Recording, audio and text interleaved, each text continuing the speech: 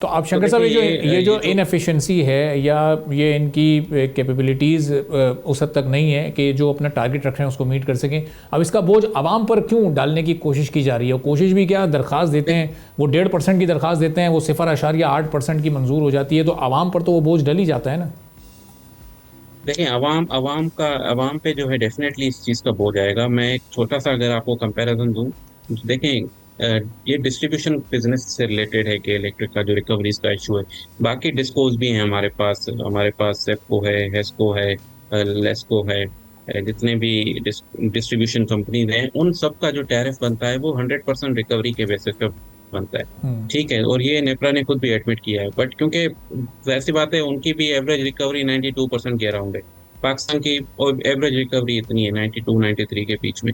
जो remaining amount है वो देखें, जाहिर सी बात है एक कंपनी जब अपने प्रॉफिट एंड लॉस से देगी तो उसको फिर पीछे से एक स्पॉन्सर की स्ट्रॉन्ग आर्म चाहिए जिससे बेसिकली उनके रेगुलर ऑपरेशन चले। तो गवर्नमेंट उनको ठीक ठाक सपोर्ट भी करती है, सब्सिडीज के फॉर्म में या डिफरेंशियल के फॉर्म में ठीक ठाक अमाउंट रिसीव भी होता है बाकी डिस्कोर्स को। बट अगर हम प्राइवेट कंपनी को अगर ये कहें कि 100% रिकवरी करें तो ये ग्लोबल स्टैंडर्ड नहीं है।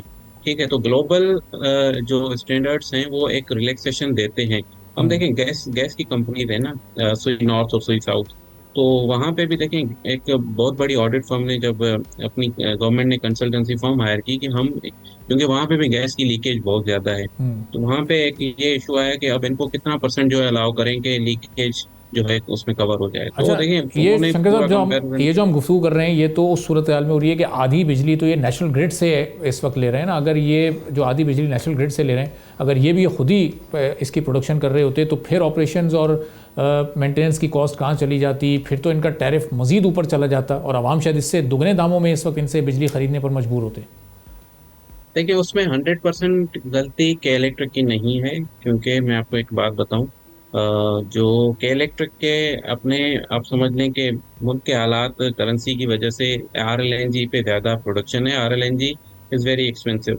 ठीक है, RLNG का रेट आपको पता है 3500 से 3600 रुपीज़ MMBTU जाके पड़ता है, तो उस पर कॉस्ट ऑफ जनरेशन वैसे भी हायर होती है। मैं देख रहा था, देखें जो नेशनल जो गवर्नमेंट से लेते हैं, गवर्नमेंट के देखें सोर्सेज क्या है, उसमें रिन्यूएबल भी है, उसमें आइडल भी है जिसपे कोई वेरिएबल कॉस्ट नहीं होती, उसमें कोल पावर प्लांट है लेकिन शंकर उसपे साहब ऑन टाइम काफी कॉस्ट कम टाइमली ऐसे होती है। डिसीजन नहीं लिए गए ना कि जो जो लोकल कोल से ये फ़ायदा उठा सकते थे, अगर ऐसे पावर प्लांट्स ये लगाते अपने वक्त पर, ये इम्पोर्टेड कोल पर इन्हिसार करने की वजह से मामला बिगड़ता गया है। देखिए ये आपकी बात सही है। ये एक बहुत बड़ा एंगल है जो कि आई थिंक जो इंडस्ट्रियल कम्युनिटी है कराची की, काफी टाइम लिख भी चुके हैं कि के इलेक्ट्रिक को आप लोग नेचुरल गैस सप्लाई करो। आई थिंक इस तरह का कोई आर्गुमेंट था कि क्योंकि नेचुरल गैस सस्ती है, नेचुरल गैस पे कॉस्ट ऑफ जनरेशन कम होती है। बट आपकी बात सही है, जैसे कोल पावर प्लांट है या रिन्यूएबल्स पे ज्यादा फोकस होना चाहिए ताकि ओवरऑल जो बास्केट आपकी एवरेज बास्केट है वो नीचे है। मैं देख रहा था कि 16 से 17 रुपए जो आपने टोटल अमाउंट कोट किया ना, 40 रुपए तक टैरिफ बन रहा है, उसमें से 16 से 17 तो कॉस्ट ऑफ जनरेशन है। और आप जब पूरे पाकिस्तान की देखोगे ना तो वो 9-10 रुपए से ज्यादा नहीं है। ये पहले तो 5-6 रुपए होती थी क्योंकि हाइडल वगैरह पे कोई कॉस्ट नहीं होती।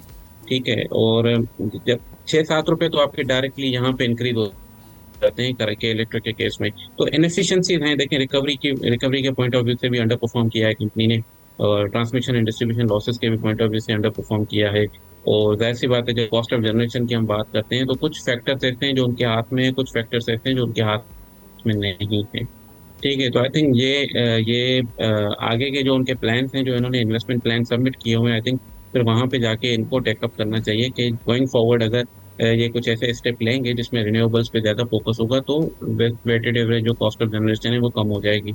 ठीक और है ये देखें इस टैरिफ पे आप एक बहुत इंपॉर्टेंट चीज आपको बताऊं कि जी। इसके अंदर एक पब्लिक ओपिनियन का प्रोसीजर भी होता है, और एक हियरिंग कॉल होती है जिसमें आप लोग पार्टिसिपेट करके या पब्लिक पार्टिसिपेट करके अपने कमेंट भी दे सकते हैं। And the good part is के मिनिस्ट्री ऑफ एनर्जी ने भी काफी हद तक कमेंट्स दिए थे अपने डिस्ट्रीब्यूशन के केस में भी, ट्रांसमिशन के केस में भी। एंड मिनिस्ट्री ऑफ एनर्जी ने अपोज भी किया था डॉलराइज टैरिफ को कि सिग्निफिकेंटली हायर है डॉलराइज टैरिफ। और पाकिस्तान का जो डॉलर बाउंड है, आई थिंक इस तरह की कोई कंपैरिजन भी की थी कि वहां से भी हायर है। सब्सक्राइब करें और बेल दबाएं ताकि कोई खबर रह न जाए।